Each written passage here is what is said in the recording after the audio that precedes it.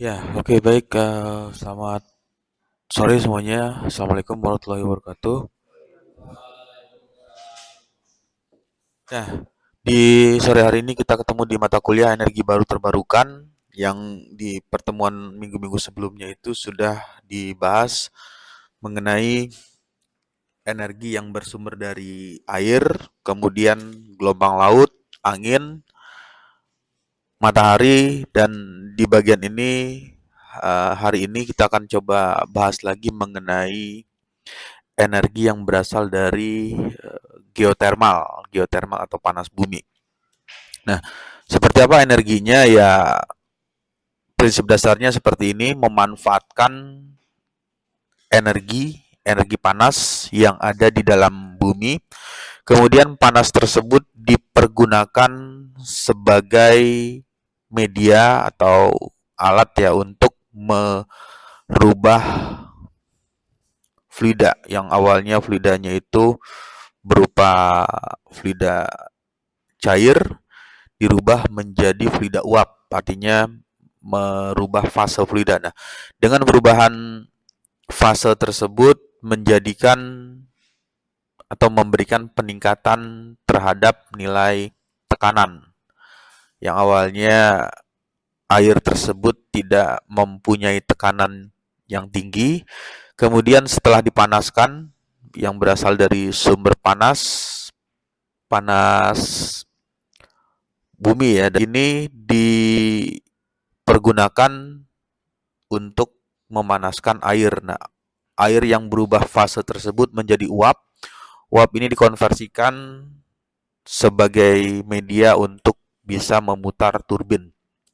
Oke, lalu yang bagian selanjutnya ini merupakan gambar dari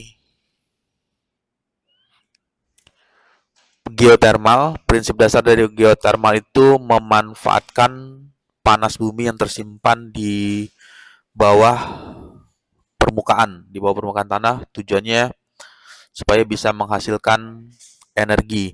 Karena panas ya tidak bisa langsung digunakan terkecuali panas tersebut sebagai fungsi ya untuk misalnya sebagai penghangat ruangan atau untuk memanaskan sesuatu. Tetapi energi panas ini harus dilakukan pengubahan dulu, pengubahan untuk bisa dipergunakan ke dalam bentuk energi lain. Yang pada umumnya seringkali dijadikan sebagai bagian akhirnya itu menghasilkan energi listrik.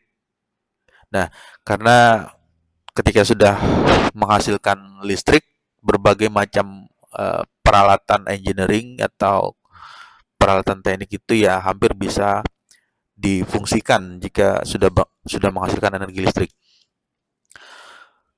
Lalu bagaimana sumber panas yang didapat dari geotermal dari panas bumi ini? Ini merupakan gambar ilustrasinya. Di sini ada sumber panas. Kemudian sumber panas tersebut ada di dalam bumi. Panas ini berasal dari sisa pembentukan bumi. Jadi pada saat alam semesta terbentuk ya, karena bumi itu kan juga masuk dalam kategori planet, planet bumi. Ada yang diketahui ada berapa sekarang planet? 9 ya? Apa 9 ya? Nah, bumi itu masuk dalam kategori planet. Jadi proses pembentukannya diawali dari eh, pembentukan planet. Kemudian peluruhan radioaktif panas ini bisa juga dihasilkan dari peluruhan radioaktif alami seperti ada unsur uranium, thorium, kemudian ada kalium di dalam bumi tersebut.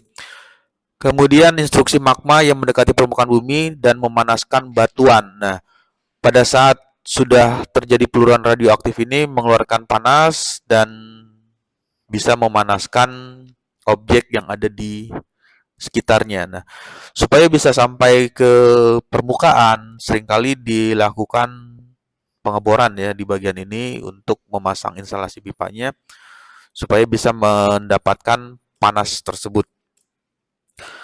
Lalu bagian yang berikutnya adalah sistem geotermal. Di bagian ini secara umum, sistem geotermal ini biasanya melibatkan tiga komponen utama. Yang pertama ada sumber panas. Sumber panasnya itu ya dari bagian sini ya, dari gambar ini. Kemudian media pembawa panas. Nah, untuk media pembawa panasnya itu ada yang menggunakan pipa, kemudian atau menggunakan saluran khusus supaya panas tersebut bisa didapat diperoleh untuk bisa dipergunakan. Kemudian ada batuan yang memungkinkan aliran fluida juga ikut mengeluarkan panas. Jadi di bagian ini ada tiga komponennya. Ada sumber panas, media pembawa panas, dan batuan yang memungkinkan aliran fluida. Fluidanya itu yang mengalir ya bukan fluida bersuhu dingin ya, tapi fluidanya bisa mempunyai atau mengalirkan fluida yang dengan temperatur yang cukup tinggi. Artinya temperatur suhunya itu bisa di atas 100 derajat Celcius. Nah, kemudian bagaimana cara kerja dari pemanfaatan energi geotermal tersebut? Untuk alur kerjanya yang pertama ini masuknya ke pemanfaatan energi panas. Panas tersebut berasal dari terlebih dahulu harus menentukan atau mencari ya, melakukan eksplorasi di mana zona atau tempat daerah bumi yang bisa menghasilkan potensi panas. Jadi harus ditentukan terlebih dahulu atau mencari ya tempatnya, katakanlah di salah satu tempat. Nah, nanti dilakukan eksplorasi lalu dibangunlah sistem seperti ini. Jadi ada proses eksplorasi, kemudian pemasangan, pengeboran ya di bagian ini. Kemudian ada produksi fluida. Nah, untuk produksi fluidanya itu bisa juga menggunakan fluida yang berupa cair ya di dalam sistem tersebut.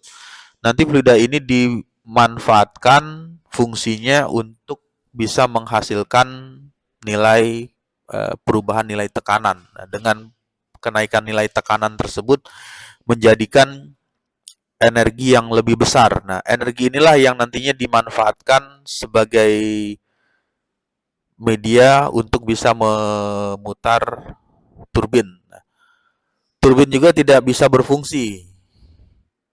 Jadi kalau hanya sampai sebatas ini, turbin juga ya hanya berputar aja. Tapi kalau tidak ada bagian yang terhubung dengan generator, di bagian akhirnya ya tidak bisa menghasilkan listrik. Nah, karena domainnya itu di mechanical engineering, jadi zonanya itu adalah di bagian misalnya bagaimana mendesain steam turbin uap. Tapi kalau misalnya sudah masuk ke generatornya, ya itu adalah bidangnya ke elektrikalnya, ke teknik elektro. Nah, di bagian ini adalah zona yang nanti fokusnya misalnya kalau ada yang mengambil skripsi atau tugas akhir melakukan riset tentang steam turbin atau melakukan analisis untuk sistem pipingnya, sistem perpipaan, bagaimana sistem pipa yang optimal supaya bisa memberikan hasil yang cukup bagus ya, supaya bisa memutar turbinnya. Nah, itu adalah alur kerja secara umum. Jadi ada tahapan eksplorasi, pengeboran, produksi fluida. Di bagian 4 ini proses pengubahan energi yang awalnya energi yang didapat dari fluida air lalu dipanaskan dari panas bumi berubah menjadi uap. Nah, uapnya itulah yang nanti bermanfaat untuk bisa memutar turbinnya. Kemudian ada beberapa model dari sistem ini. Ada namanya dry system power plant, kemudian ada flash steam power plant, dan ada binary power plant. Tujuan utamanya ya akhirnya adalah untuk menghasilkan listrik. Di bagian sini ada ilustrasinya, ada beban ya, bebannya menggunakan lampu, jadi bisa menghasilkan energi listrik. Nah, seperti apa tipe sistem pembangkit geothermal ini yang kondisi dry steam ya, dry steam power. Untuk dry steam power ini menggunakan uap kering. Jadi uapnya itu uap yang dari panas bumi ya, itu kondisinya kering. Jadi tidak ada, kan kalau uap basah itu masih ada kelembapan ya. Tapi di bagian ini menggunakan uap kering langsung dari sumur. Sumurnya itu artinya ya sumur geothermal tadi. Kemudian ada flash steam, mengambil air panas dengan tekanan tinggi lalu menurunkannya ke tekanannya untuk menghasilkan uap. Nah, ini disesuaikan. Pada saat di bagian flash steam ini ada sumber air panas yang bertekanan tinggi lalu diturunkan. Diturunkannya tujuannya disesuaikan supaya bisa memutar turbinnya. Karena kalau terlalu besar, tekanannya juga berpengaruh terhadap konstruksi material turbin. Nah, itu tujuannya seperti itu. Lalu yang berikutnya ada binary cycle. Air panas digunakan untuk memanaskan fluida dengan titik didih rendah yang kemudian bisa menggerakkan turbin. Nah, jadi secara dasar atau secara konseptualnya seperti ini. Jadi ada 3 kondisi: dry steam turbine, flash steam power plant, nanti binary cycle power plant. Nanti kalau misalnya ada yang PKL ya, ke sistem pembangkit listrik, nanti coba cari sistem pembangkitnya apakah dengan menggunakan kondisi dry steam power, flash steam, atau binary cycle power. Kemudian bagian yang lain ada 3 tipe utama pembangkit listrik geothermal. Ini yang tadi diceritakan ya. Secara detailnya kalau ditampilkan dalam bentuk tabel, ada dry steam, flash steam, kemudian binary cycle. Secara kerja atau sistem kerjanya pasti berbeda ya untuk kondisi yang dry steam, kemudian untuk flash steam maupun binary cycle. Kemudian temperatur juga yang dihasilkan juga berbeda. Nah, di bagian sebagai contoh misalnya untuk flash steam itu air yang digunakan itu air panasnya dengan suhu lebih dari 180 derajat Celcius. Sedangkan untuk binary cycle ini diperkirakan range-nya 100 sampai 180 derajat Celcius. Nah, ini adalah bagian sederhana ya bagaimana sistem geothermal power tersebut dibangun. Jadi konsepnya seperti ini, pasti ada turbin dan ada generator, kemudian ada sistem atau semacam saluran khusus untuk bisa mengalirkan panas tersebut ke dalam turbin. Kemudian apa yang didapatkan ketika membangun sistem dengan kondisi geothermal? Yang pertama, kondisi ini geothermal itu artinya tidak langsung habis ya ketika panasnya dipergunakan. Jadi masih mempunyai nilai panas sehingga masih bisa berkelanjutan.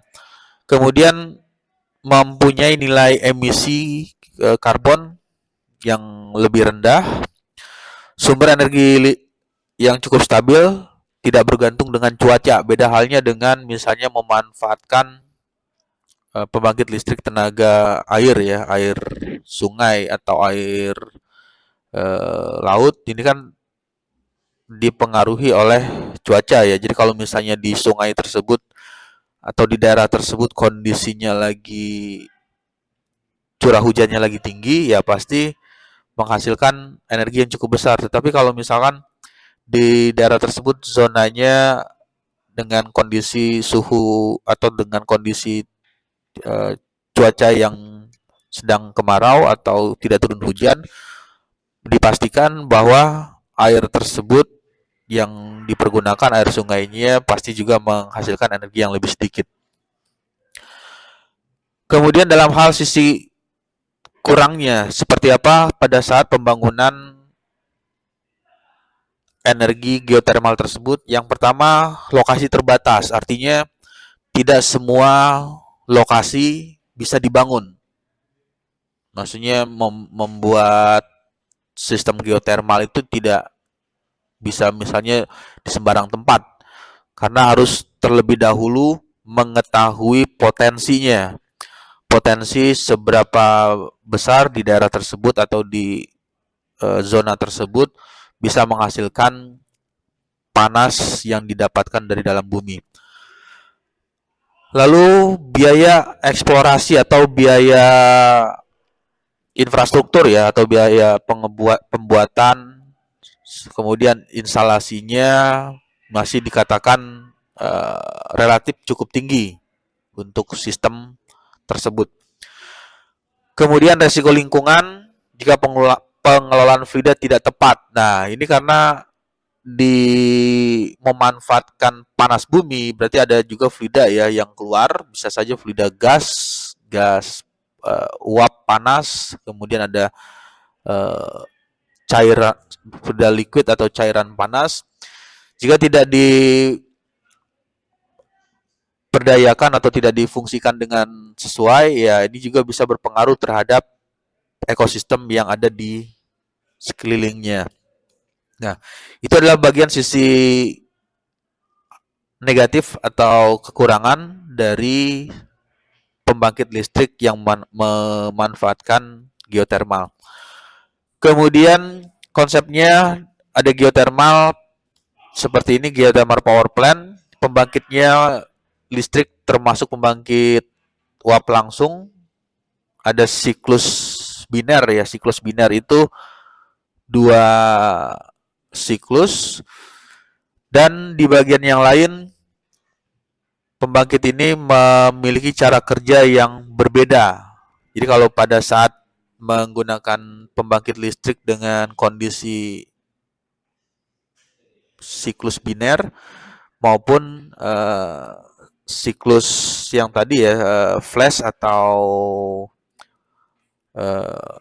kering, itu juga mempunyai kondisi yang tidak sama dalam hal kemampuannya. Nah, di bagian-bagian ini yang perlu diperhatikan adalah bagaimana sistem tersebut bekerja dan bisa menghasilkan hasil yang dibutuhkan sesuai dengan keperluan.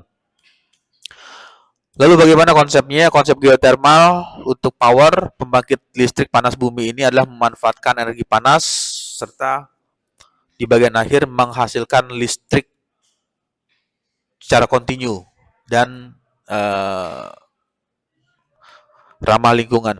Kemudian sistem ini bekerja dengan mengubah panas bumi. Jadi ada proses pengkonversian energi yang awalnya itu adalah energi panas dirubah menjadi energi mekanik lalu menjadi energi listrik untuk bisa memutar turbin dan generator. Nah, ini ada secara data ya, data secara statistik dapatnya kebetulan dapatnya tahun 2023 itu ada sekitar 32 negara yang sudah memiliki pembangkit panas bumi. Totalnya kapasitasnya ada 16.318 megawatt. Kemudian jenis sistem yang dipergunakan ada yang menggunakan flash sekitar 37%, kemudian ada yang menggunakan 57% dari kapasitas secara keseluruhan.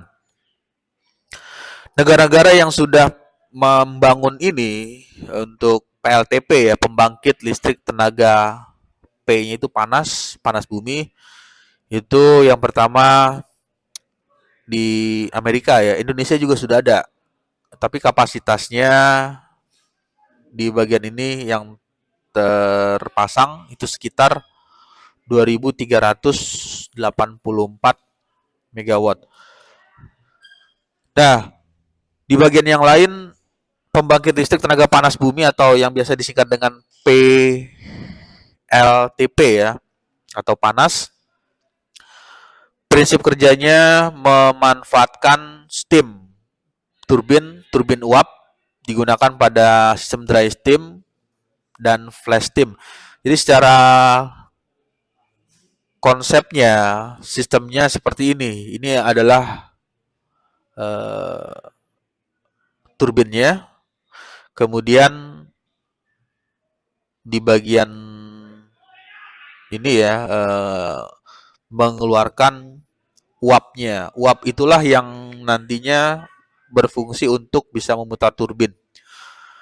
Pembagiannya ada masuk dalam kategori turbin aksi atau action turbin. Prinsipnya mengubah energi kinetik uap langsung menjadi energi mekanik sesuai untuk jenis turbin yang tahan terhadap tekanan tinggi dan bisa menghasilkan kecepatan atau nilai RPM yang cukup tinggi.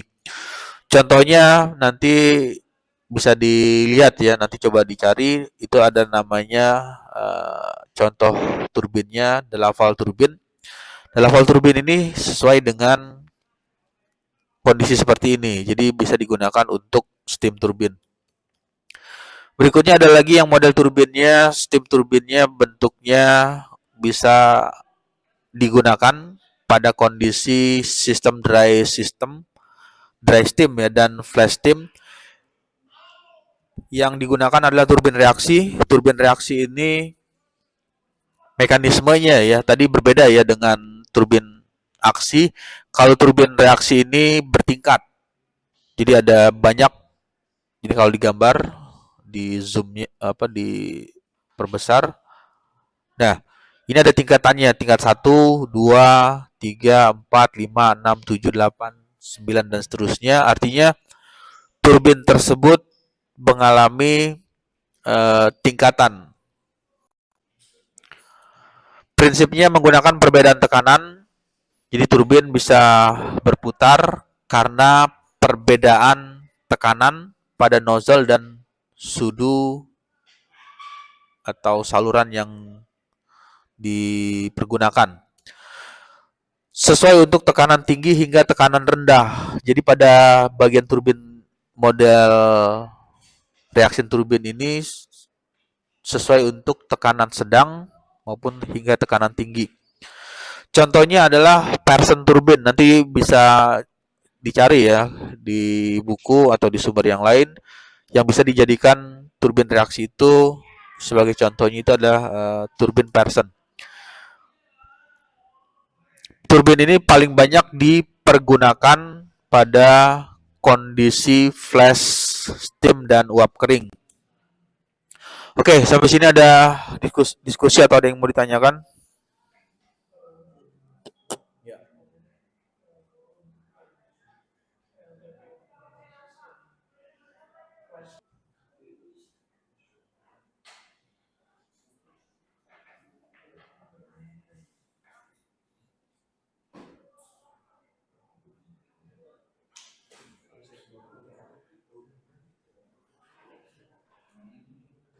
Di connect ke ini.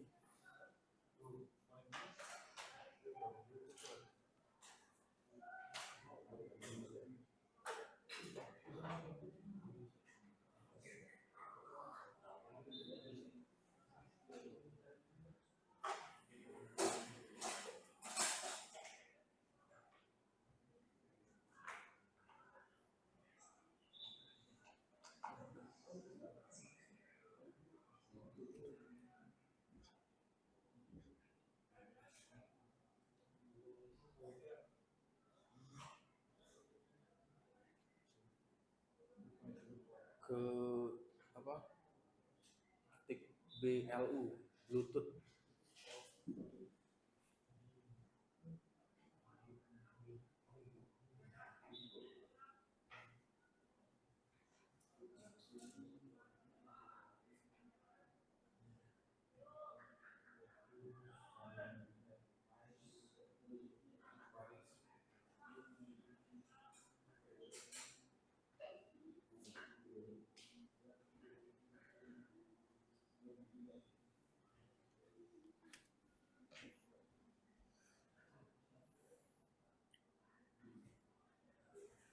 Sama ya, seperti yang tadi, coba masuk ke virtual Zoom-nya ya, yang di kelas.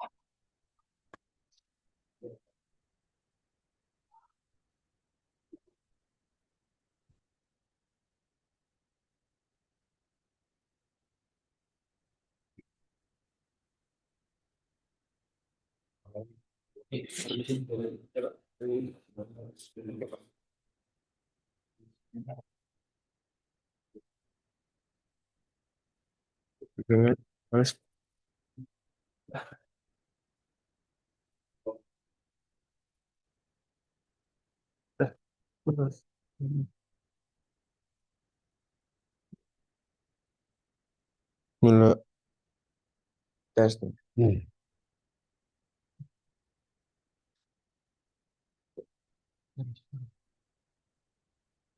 Ya, Bismillahirrahmanirrahim. Assalamualaikum warahmatullahi wabarakatuh.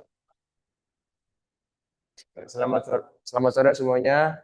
Di sini saya Nova Fajar Siregar dengan NIM 221030. Dan saya Mitopan Wijaya dengan NIM 22103111034. Dan pada sore hari ini kita akan melakukan presentasi melalui jurnal yang sudah kita review sebelumnya dengan judul A Review of Vortex Water Turbine Design for Sustainable Energy Generation berbasis Principles Optimization dan Validation. Nah, di sini udah ada rumah jurnalnya dan juga DOI-nya. Dan kita langsung aja masuk ke dalam pembahasannya.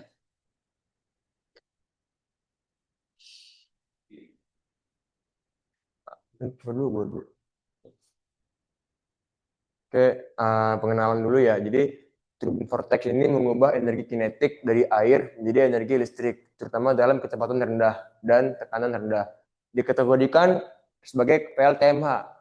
Keunggulan dalam pengoperasiannya dibandingkan turbin konvensional di antara lain karena pertama mampu beroperasi di bawah laju aliran yang bervariasi. Yang kedua, mampu beroperasi di bawah pressure condition yang bervariasi. Yang ketiga, mampu beroperasi di lokasi yang tidak stabil atau low pressure flow rate.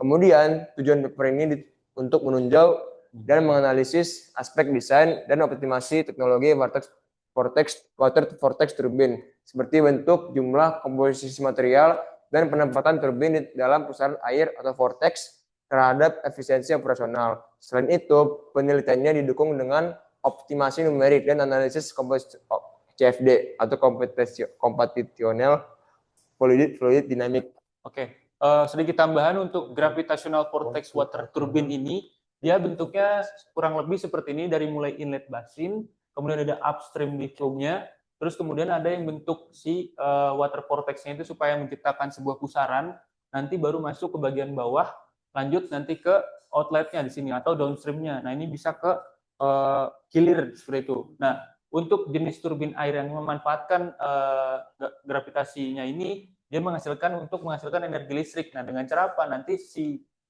generatornya dipasang di bagian tengah ini secara vertikal. Seperti itu, teman-teman. Lanjut. Apa nih? Itu ini boleh. Udah gue baca. Oke, sistem ini memanfaatkan aliran alami dari sungai atau gunung-gunung untuk menciptakan pusaran yang bebas gitu, yang disebabkan oleh efek Coriolis. Pusaran ini juga meningkatkan sirkulasi air dan juga mengurangi tekanan untuk menghasilkan energi mekanik melalui turbin-turbin yang sudah terpasang, kemudian diubah menjadi energi listrik oleh generator yang terpasang secara vertikal. Nah, dalam paper ini dia menggunakan metode pendekatan untuk menghasilkan efektivitas dari turbin. Nah, ada dua. Yang pertama numerical optimization, ada tiga. Yang kedua ada modeling fluid flow and vortex dynamics. Yang ketiga ada experimental validation performance under real world condition gitu. Nah, kemudian untuk menentukan analisis kinerja efisiensi dari turbin ini yaitu dengan membandingkan data eksperimental dengan teori prediksi yang nanti disebutkan di slide berikutnya kayak gitu. Ya. Oke, lanjut basic principle water turbine design. Oke, parameter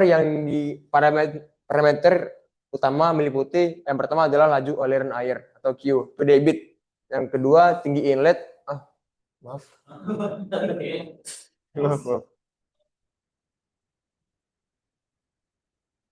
Inlet H. Yang ketiga jari-jari vortex atau R. Yang keempat kecepatan tangensial yang menentukan kekuatan pusaran. Kecepatan tangensial tertinggi berada di pusat vortex dan berkurang seiring bertambahnya jarak ke tepi. Lalu kemudian boundary of the vortex chamber mengacu pada tepi luar ruang tempat pusaran terbentuk. Nah, terdapat pandangan lain. Model vortex seperti Rankine dan Pastisas menunjukkan pola aliran bentuk wadah kerucut lebih efisien dari silinder. Sudut masuk air, ukuran lubang keluar, dan posisi bilah turbin sangat memengaruhi kekuatan pusaran dan kinerja turbin. Desain optimal menghasilkan pusaran stabil yang memaksimalkan konversi energi kinetik menjadi energi mekanik untuk pembangkitan listrik. Oke, untuk kecepatan tangensial yang menentukan kekuatan pusaran air ini bisa dilihat dalam gambar ini. Disebutkan bahwasannya kecepatan menuju ke arah pusat itu semakin mengerucut, gitu, semakin cepat. Itu kira-kira gambarnya kayak gini. The velocity distribution-nya bisa dilihat dari gambar ini. Jadi nanti debit air masuk, terus mengalami pusaran, sehingga pusaran itu nanti ke arah bawah karena ada gravitasi. Nanti baru dikeluarin lewat outlet-nya, baru masuk ke chamber outlet yang tadi masuk ke downstream-nya, kayak gitu.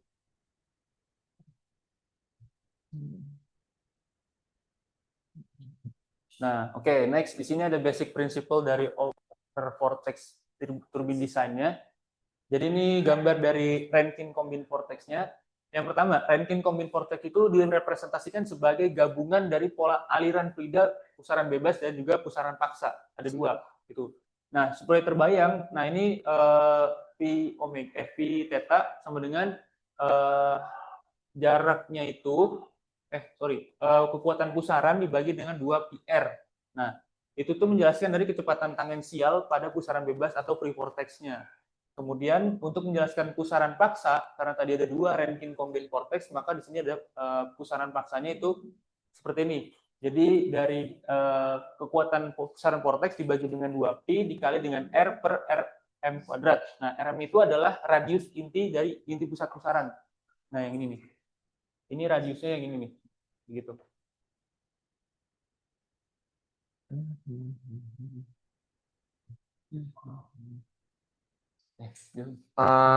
Jadi di sini ada 2 ide yang channel auto reservoir faktor penting dalam efisiensi dan kemajuan GMVHT. Nah, di sini ada 2 ide. Yang pertama yaitu ide berbentuk kerucut yang meruncing dari selungkup kerucut membantu dalam mempertahankan pusaran yang kuat dan stabil. Konfigurasi yang ramping ini meningkatkan rotasi air ke bawah yang lebih efisien, memfasilitasi gerakan rotasi yang konsisten. Yang kedua ada ID2, yaitu wadah silinder. Nah, wadah silinder ini dia keunggulannya dia lebih mudah dibuat dan terkadang lebih mudah digunakan. Namun, wadah ini tidak dapat menahan pusaran yang kuat. Vortisitasnya cenderung melemah karena aliran separasi dan turbulensi, sehingga menghambat pembentukannya. Bisa lihat dari gambarnya ya.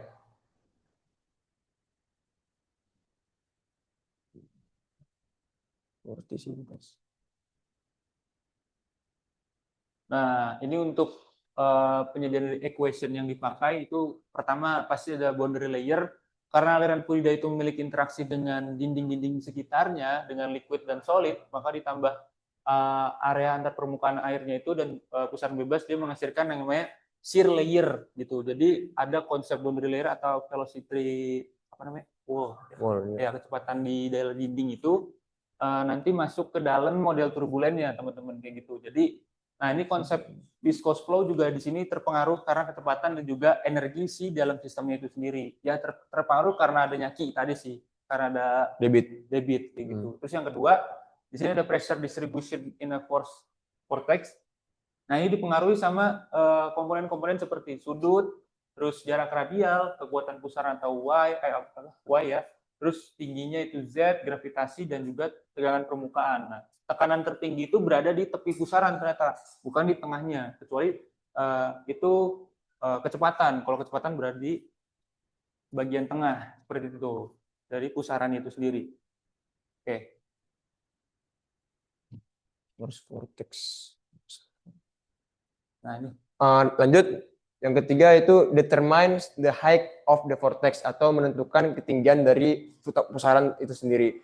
Nah, tinggi permukaan air menurun melaju menuju pusat pusaran, menciptakan efek cekungan yang menjadi ciri khas vortex. Nah, rumusnya bisa dilihat.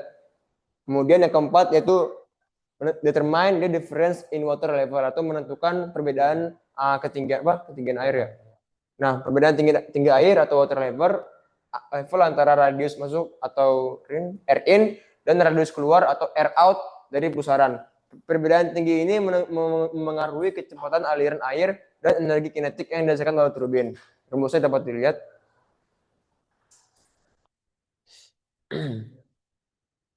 Oke.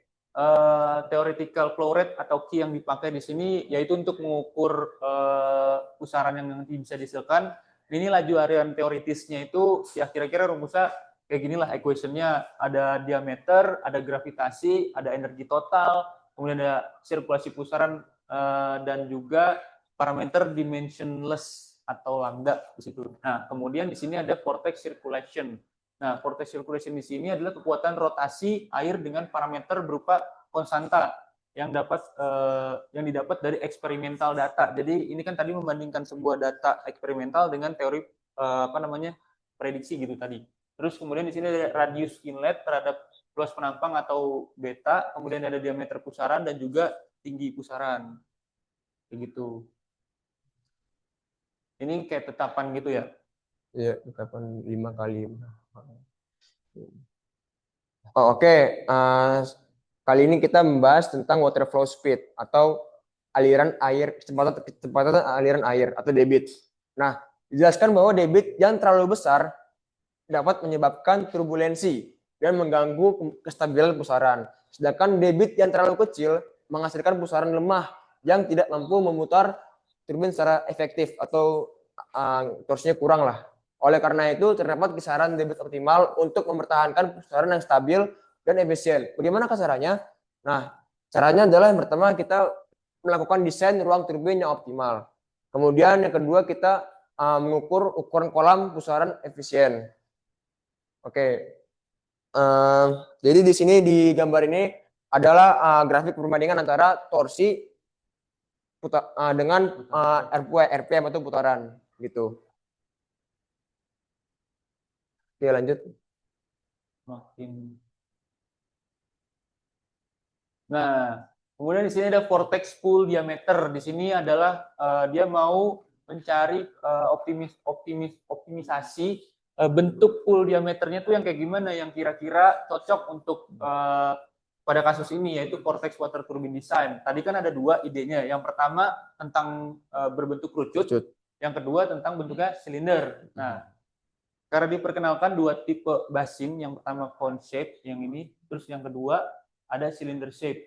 Nah, bukaan sudut atau notch plate kecil itu mengarah ke kecepatan aliran air yang lebih besar, sementara untuk sudut yang lebih lebar itu menurunkan kecepatan, akibatnya menurunkan efisiensi sistem. Nah, ini bisa dilihat dari velocity-nya, notch angle terhadap velocity-nya, kayak gitu.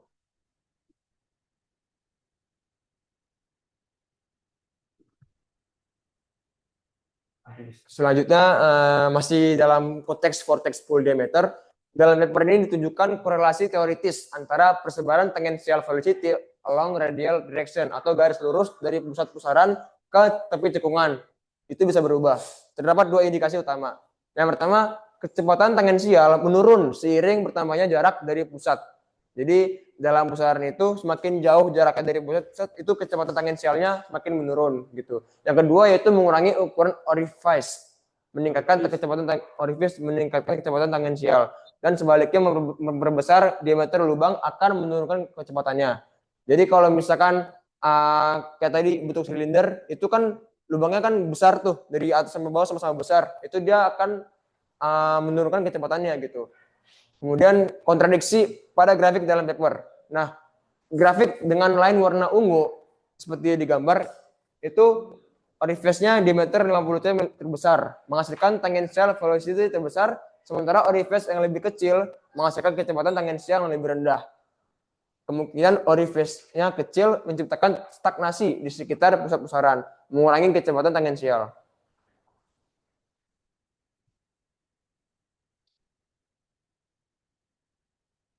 Nah, tadi dari bentuk pool diameter, sekarang kita beralih ke bagian blade-nya. Nah, di sini ada 3 tipikal blade yang nanti mau digunakan. Nah, ini yang pertama bentuknya bisa dilihat dari gambar, ada yang flat, ada yang sedikit twist, yang ini agak sedikit bergelombang.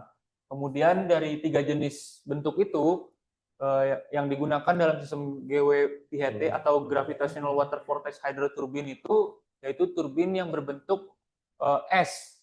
Berarti yang ini, yang berbentuk S lah, yang kiranya itu bisa lebih memprovide efisiensi yang lebih tinggi gitu. Karena yang diperhitungkan di sini adalah diameter dari poros turbin, kemudian ada kelempungannya, sama tinggi bilah turbinnya, kemudian dari lebarnya. Itu sendiri yang bisa dari bagian turbinnya. Kemudian posisi turbin atau turbine position. Posisi turbin di dalam pusaran, baik secara vertikal maupun horizontal, itu memainkan peran yang sangat penting dan memiliki kekurangan dan kelebihan. Nah, pertama itu kita turbin sumbu vertikal. Nah, turbin sumbu vertikal ini dia lebih ramah terhadap aliran alami, menghasilkan gangguan yang lebih sedikit. Dan dia menangkap energi dari berbagai aliran serta mempertahankan rotasi yang stabil. Nah, sedangkan turbin sumbu horizontal itu dia mengurangi hambatan dan gesekan jika dibandingkan dengan turbin vertikal. Dan dia bermanfaat dalam situasi pola aliran yang konsisten dan satu arah.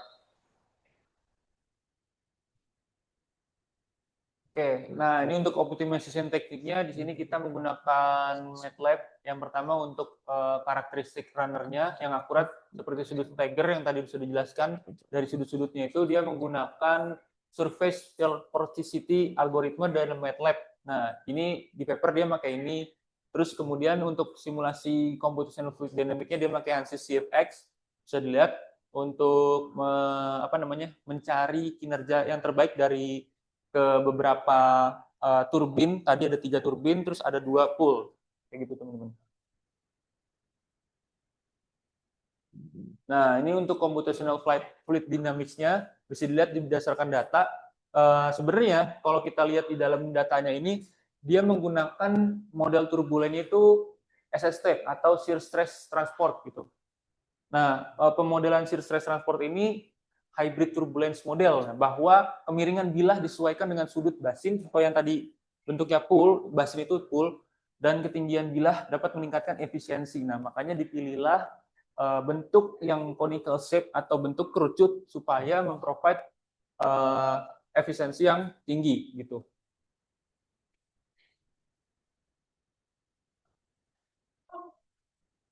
Nah, sekarang membahas blade geometri atau bentuk dari bilah itu sendiri. Berdasarkan kinerja yang dihasilkan kemiringan blade yang sudah disimulasikan di CFD analisis menggunakan analisis CFX, efisiensi turbin tertinggi kemiringan blade di kemiringan sudut 60 derajat. Efisiensi turbin tertinggi kemiringan blade 60 derajat dengan sudut busur blade 90 derajat. Oke. 60. Nah, ini blade angle-nya bisa dilihat di sini. Ini kan tadi ada yang bagian lurus, ada yang berbentuk shape kayak C gitu, terus ada yang berbentuk S. Kemudian tadi udah dibilang katanya yang berbentuk S-nya itulah yang bisa lebih bagus gitu untuk memprovide dari bentuk si conical shape berbentuk conical yang tadi. Kemudian untuk CFD simulation diterapkan oleh penulis dan memverifikasi efektivitas terkait dengan sudut bilah 44 derajat. Kesimpulannya adalah ini diperkuat oleh uji coba eksperimental yang dilakukan pada turbin skala kecil model. Nah, ini makanya dia buat supaya bisa jadi eksperimentalnya lah kayak gitu. Kemudian ada flow configuration. Terdapat transisi aliran dari aliran radial ketika memasuki wadah berubah menjadi aliran aksial ketika melewati runner. Konfigurasi aliran perlu dilakukan untuk meningkatkan transisi perubahan aliran dan pembentukan pusaran. Aliran radial memberikan momentum sudut pada fluida yang mengarah ke gerakan berputar yang membantu pembentukan pusaran yang stabil. Aliran radial penting untuk mengarahkan fluida menuju pusat turbin, di mana ia bergeser ke aliran aksial. Mempertahankan pusaran yang stabil dan mengarahkannya sepanjang lintasan aksial sangat penting untuk meningkatkan efisiensi dan kinerja turbin. Saat merancang turbin, sangat penting untuk fokus pada pengoptimalan transisi dari aliran radial ke aliran aksial guna meningkatkan kinerja. Strategi untuk meningkatkan stabilitas dan efisiensi vortex meliputi penyesuaian geometri saluran masuk dan profil bilah runner. Next. Prototype testing. Pembuatan prototype vortex water turbine sangat diperlukan untuk mengetahui keoptimalan desain dengan mengukur parameter-parameter utama dalam eksperimental turbin vortex, yakni daya poros, torsi poros, efisiensi turbin secara keseluruhan sebelum dilakukan pembangunan yang sebenarnya gitu. Nah, pembuatan prototipe ini menggunakan 3D printing dikarenakan tingkat keakuratannya dan kecepatannya yang tinggi. Kinerja turbin ditentukan oleh hubungan antara daya keluaran mekanis dan daya masukan dari fluida. Untuk menghitung efisiensi turbin, seseorang harus mengukur daya yang diambil oleh poros turbin dan membandingkannya dengan daya yang diharapkan dari aliran fluida. Penelitian ini memerlukan pengujian eksperimental yang komprehensif pada berbagai kecepatan putaran dan skenario aliran. Hal ini yang menjadi salah satu faktor utama mengapa perlu dibuatnya prototipe dari vortex water turbine. Namun, terdapat beberapa tantangan dalam menyesuaikan efektivitas pada desain prototipe dengan yang sebenarnya. Hal ini karena material yang digunakan jelas berbeda. Selain itu, faktor lingkungan juga akan memengaruhi kinerja turbin tersebut. Maka dari itu, ketelitian sangat dibutuhkan dalam mempertimbangkan dan memperkirakan pengaruh dari apa tuh? Oke, lanjut. Dari itu dah. Nah, untuk dari performa analisisnya, kita tahu analisis kinerja turbin yang tadi mencakup verifikasi temuan eksperimen terhadap data historis dan pembuatan asumsi teoritis yang sudah ada. Nah, dengan melakukan studi validasi dan memanfaatkan data eksperimen sangat penting untuk meningkatkan model kinerja, menyempurnakan desain, terus memaksimalkan efisiensi. Analisis kinerja mencakup perbandingan data eksperimental dengan model teoritis untuk memvalidasi desain turbin. Nah, kemudian hasilnya menunjukkan bahwa kinerja terbaik dicapai ketika laju aliran dan head itu selaras dengan persyaratan desain turbin yang sudah ditentukan. Kemudian untuk menjamin pembentukan vortex dan juga konversi energi yang cukup efisien.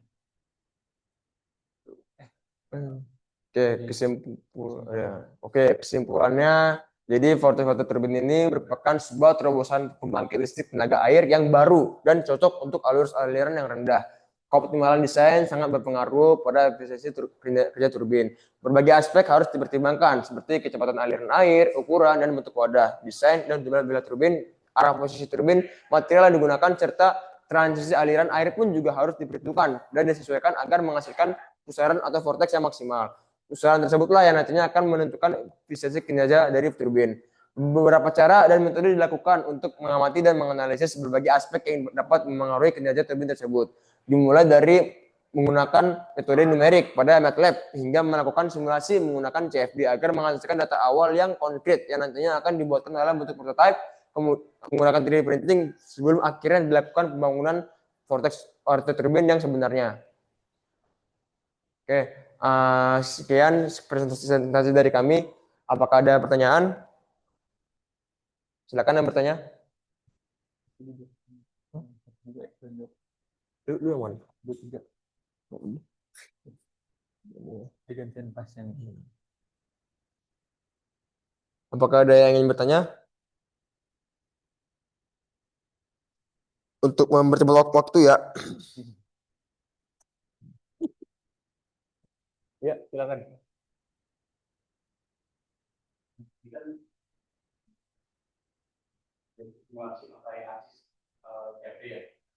Boleh dijelasin nggak yang simulasi CFD itu apa yang kalian maksudnya di dengan blok dan di analis dengan hasil apa gitu? Oh, oke. Pak, ini langsung dijawab atau gimana? Jadi di dalam paper yang udah kita, ini untuk jawaban dari pertanyaan dari Farhan saya jawab ya. Jadi untuk paper yang direview ini, dia itu secara eksplisit itu dia menyebutkan bahwasannya di dalam paper ada frasa yang disebutkan di situ steady no slip flow condition. Artinya dia tidak mempertimbangkan perubahan aliran terhadap waktu. Jadi dia tetap terus segitu, walaupun mungkin di dalam papernya ini tadi menyebutkan dia pakai SST atau shear stress transport gitu. Di mana SST itu sendiri sebenarnya terbagi dari dua model, yaitu K omega sama K epsilon. Fungsinya dari K omega dan K epsilon itu sebenarnya untuk menangkap perilaku dari efek viskositas dan juga efek dari apa namanya? Dari efek viskositas dan juga dari tegangan yang terjadi di daerah permukaan. Tapi kalau untuk K epsilon itu dia untuk menangkap yang di luar atau free stream velocity-nya itu sendiri, bukan dekat permukaan. Jadi bisa disimpulkan jawabannya analisis yang dilakukan di dalam paper ini lebih ke arah steady state. Itu sih. Ya, ada lagi yang ingin bertanya. Farhan, apakah cukup jelas? Oke, silakan lanjut pertanyaannya. Ya, tanya. Jadi tadi kan ada bagian dari video kan ada ide pertama yang tertutup sama ide kedua itu silinder. Nah, kira-kira dari kedua ide itu kan tadi disimpulkan bahwa si Gojek itu lebih bagus atau lebih diminati di jurnal tersebut. Nah, kira-kira faktor-faktor apa aja sih yang mempengaruhi si Gojek itu lebih bagus dari silinder? Oke. Jadi kenapa bentuk kerucut itu lebih diminati daripada bentuk silinder? Kenapa? Karena bentuk kerucut itu dia karena dia semakin ke bawah nih, alirannya semakin ke bawah dia semakin kenceng. Karena kenapa? Karena dia semakin diameternya semakin kecil. Jadi dia semakin kuat nih. Jadi menghilangkan yang namanya turbulensi gitu. Kalau misalkan aliran silinder, dia kan bentukannya sama aja nih dari atas sampai bawah. Nah itu bakal membuat turbulensi dan itu melemahkan kekuatan rotasi gitu. Jadi nggak efektif lah gitu. Jadi kalau misalkan dibanding silinder, kalau dibanding dengan kerucut, silinder itu nggak efektif gitu. Nah, kira-kira selain faktor itu ada lagi nggak? Selain faktor itu Lebih ke arah jadi kalau misalnya bentuknya itu kan jadi karena ini penggunaannya itu lebih ke arah untuk aliran yang atau tekanan yang kecil kan, ya penggunaan untuk sungai-sungai atau aliran dari gunung gitu, tapi nggak yang skala besar. Jadi mungkin lebih ke arah dia punya lingkungan sendiri. Tadi kan sebelum masuk ke dalam basin, jadi bisa dibendung dulu gitu supaya nanti bisa masuk ke dalam si pusaran. Dari pusaran itu nanti menghasilkan tangential velocity gitu supaya nanti bentuknya tuh jadi pusaran. Nah, pusaran yang terbaik yaitu bentuknya mengerucut gitu. Kayak gitu. Jadi tekanannya lebih kencang di sekitar dinding gitu. Iya. Makanya dibentuklah seperti pusaran yang bawah gitu dah. Begitu. Dia biar dia makin kenceng, makin torsinya makin kuat torsinya. Ada lagi? Gitu. Udah. Ya ada lagi yang mau tanya?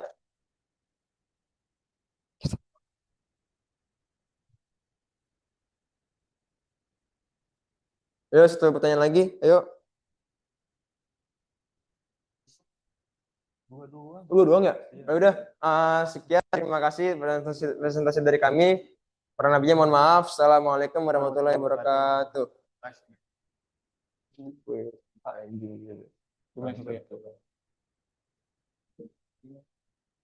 Tiga lu ya, nangis ya. Satu ya. Ya udah.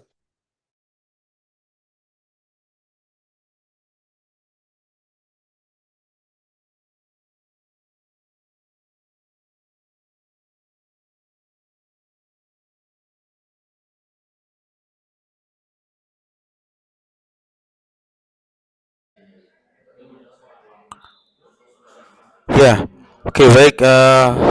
Untuk bagian akhir ya dari perkuliahan untuk mata kuliah energi baru terbarukan, nanti tolong didengar ya. Untuk absensi kehadiran di pertemuan ke-12 di tanggal 22 Mei 2025 hari Kamis. Yang pertama Alexander Marcelino, ada ya. Lalu yang berikutnya Anggi Topan Wijaya, kemudian Anissa Fitriola. Tadi izin ya.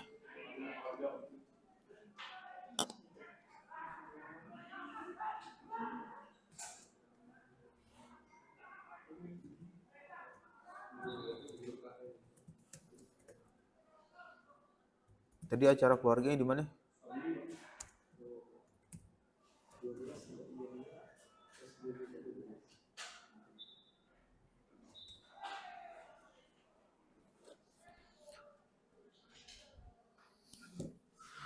Kemudian Bayu Adistia, Bima Raka Aditama, kemudian Farhan Ramadan, berikutnya Farel Rizky Dianita, kemudian Fazli Iqbal Pasya, Firmansah.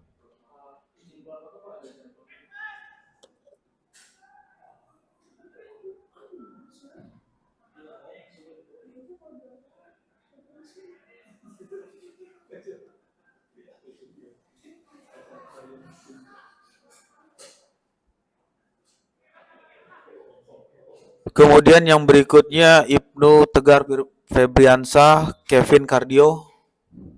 Nggak ada ya. Monik. Tadi sakit apa? Sakit apa tadi? Monik tadi sakit apa? Sakitnya apa tadi? Siapa? Monik.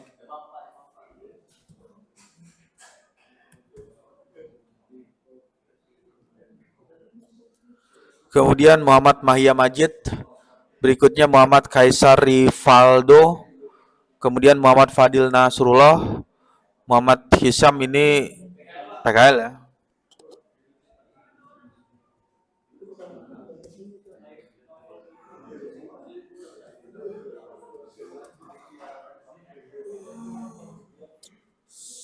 Lalu yang berikutnya Muhammad Rifki Wiryawan, selanjutnya Noval Faizur Rahman. Ada nggak?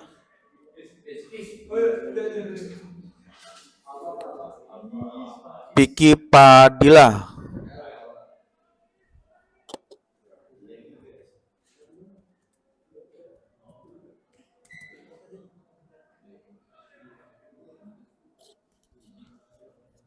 Lalu yang berikutnya Putra Rasyad Haq. Nggak ada ya? Hah? PKL di mana? Di Lemigas ya?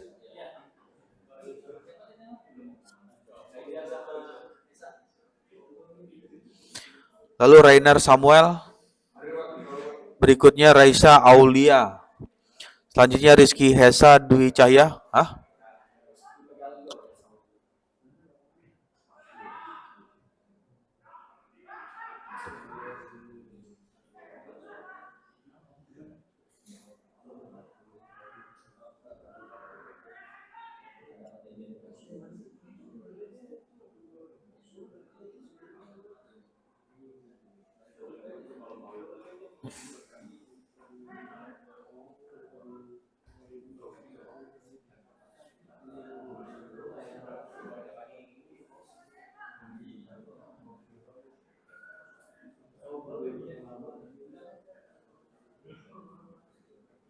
Tadi siapa Rizky Hesa Dwi Cahya ada ya? Hah? PKL ya?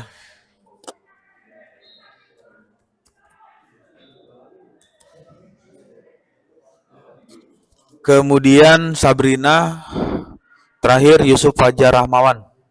Oke. Nah, ini adalah absensi kehadiran untuk mata kuliah energi baru terbarukan kelas A di Kamis ya. Kamis 22 Mei 2025.